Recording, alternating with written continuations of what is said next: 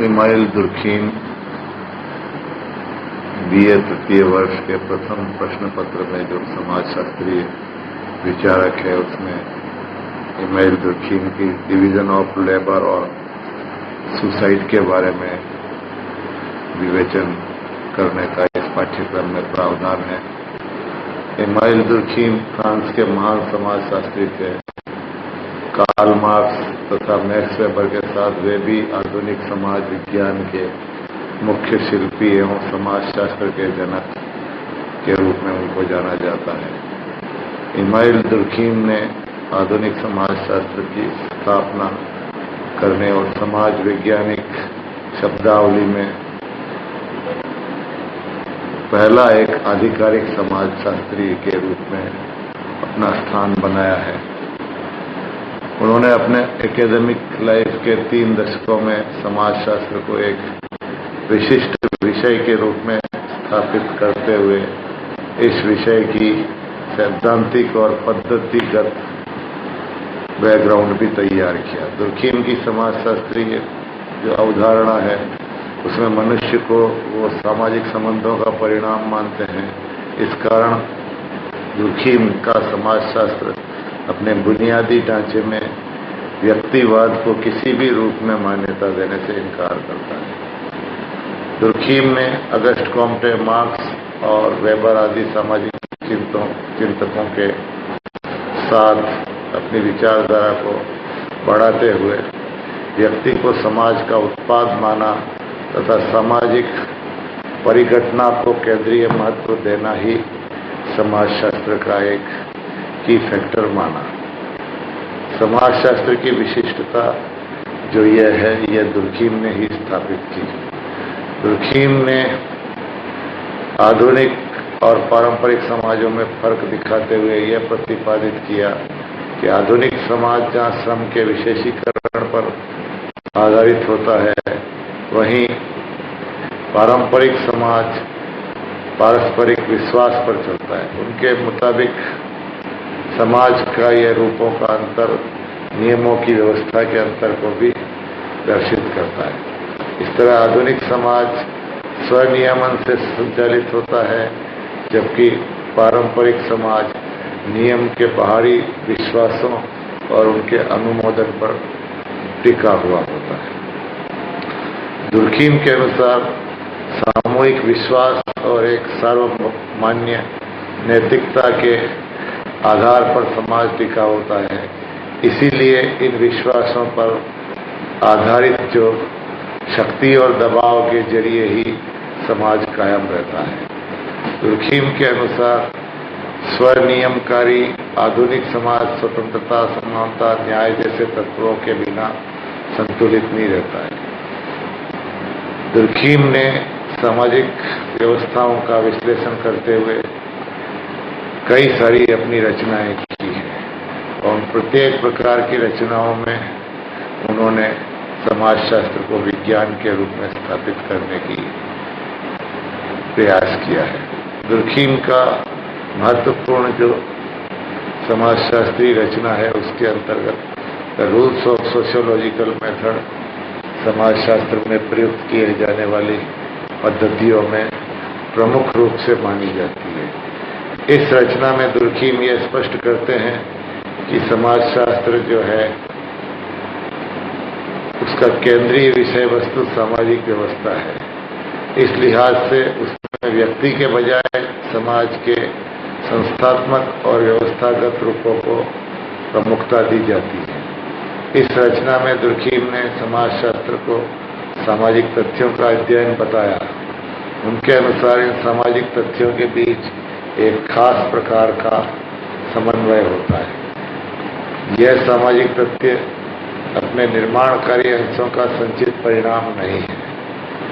Durkheim का कहना था कि अपनी रचना में दुर्खीम ने सुसाइड में ये बताया कि आत्महत्या जैसी निजी परिघटना भी लोगों के पारस्परिक संबंधों और एक सोशल बॉन्डिंग के आधार पर व्याख्या की जानी चाहिए।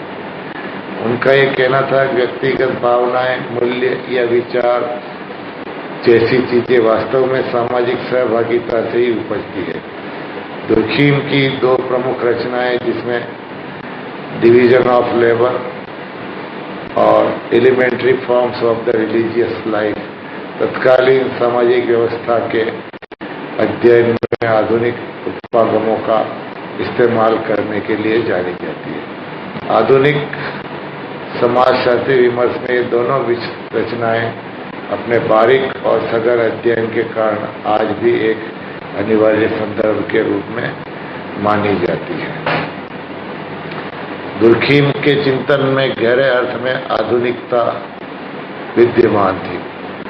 दुर्खीम ने तर्क बुद्धि को भी सामाजिक उत्पाद माना, इसलिए मनुष्य को श्रेष्ठतर साबित करने के विचार को वो खारिज करते हैं।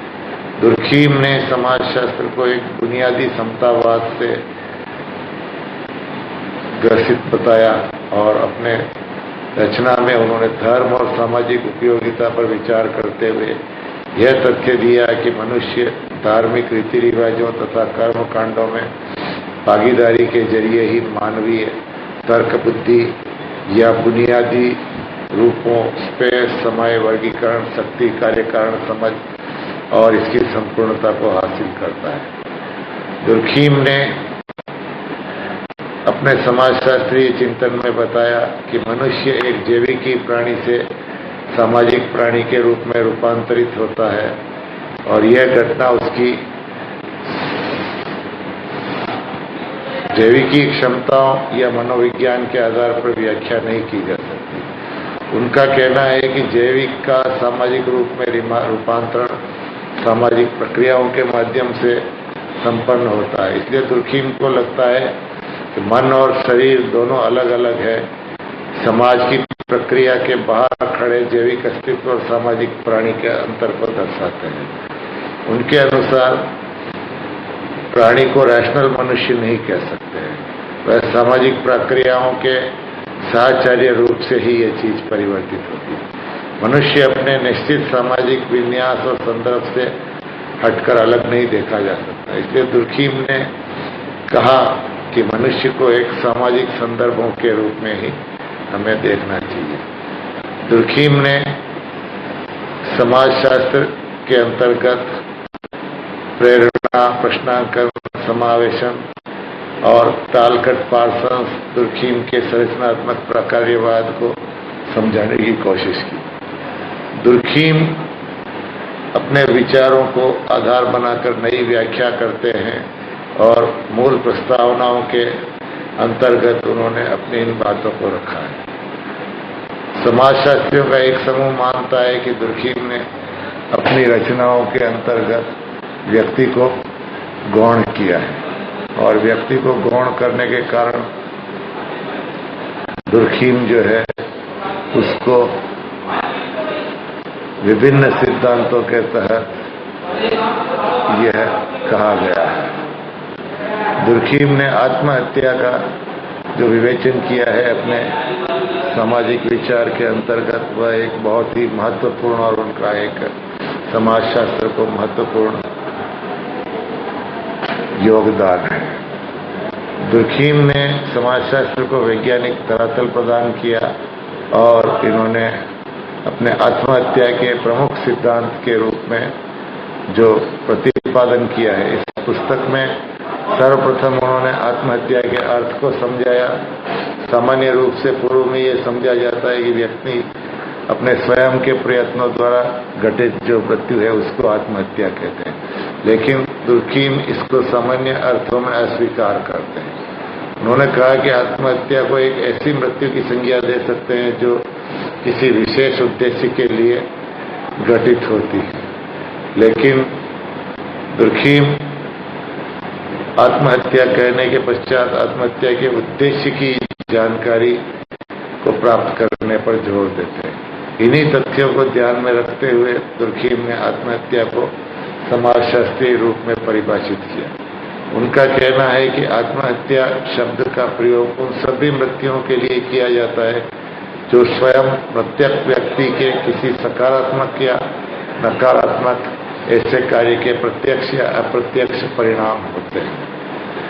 जिनके बारे में वह व्यक्ति जानता है कि वह इस परिणाम या इस मृत्यु को उत्पन्न करेगा। दुर्खीम ने समाजशास्त्री अध्ययन में इस आत्महत्या की जो पुस्तक है उसमें तथ्यों के आधार पर यह स्पष्ट किया कि आत्महत्या किसी का व्यक्तिगत परिणाम नहीं होती है, अपितु यह सामाजिक तथ्य है जो कि सामाजिक क्रियाओं का परिणाम है। दुर्खीम ने आत्महत्या के कारकों को बताते हुए लिखा है कि आत्महत्या का विश्लेषण सामाजिक कारणों से होता है। भौतिक कारण इसका प्रभाव बताया है। दुर्खीम अपने अध्ययन में स्पष्ट करते हैं कि समाजशास्त्र में घटित होने वाली आत्महत्या की दर का व्याख्या केवल समाजशास्त्रीय आधारों पर किया जा सकता है। एक निश्चित समय में समाज का नैतिक संगठन ऐच्छिक व्यक्तियों के लिए अनुकूल परिस्थिति पैदा करता है। अतः प्रत्येक व्यक्ति अपने ऊपर एक विशेष शक्ति की मात्रा लेते हुए सामूहिक और सामाजिक शक्ति का दबाव अनुभव करता है, जिसके परिणाम स्वरूप वह आत्महत्या के लिए प्रेरित होता है। दुर्खीम ने एक सामाजिक दबाव को आत्महत्या का कारण माना है और उसी कारण वो आत्महत्या को स्पष्ट करते हैं। आत्महत्या को प्रेरणा देने वाले विभिन्न सामाजिक दशाओं के प्रति व्यक्ति जितना लगाव महसूस करता है, उसमें आत्महत्या की ओर बढ़ने की उसकी प्रवृत्ति अधिक बढ़ती जाती है। दुर्खीम ने अपने अध्ययन में लिखा है कि यह निश्चित रूप से प्रतीत होता है कि तब तक उसके प्रति व्यक्ति उदासीन बना रहता है। दुर्खीम ने आत्महत्या के जो अध्ययन है उसमें महत्वपूर्ण तथ्य दिए हैं और उन्होंने आत्महत्या के प्रकारों का विश्लेषण करते हुए आत्महत्या का एक वैज्ञानिक अध्ययन करते हुए इसे सामाजिक तथ्य के रूप में स्थापित किया है, जिसकी व्याख्या उन्होंने समाजशास्त्रीय आधार पर करने की कोशिश की है।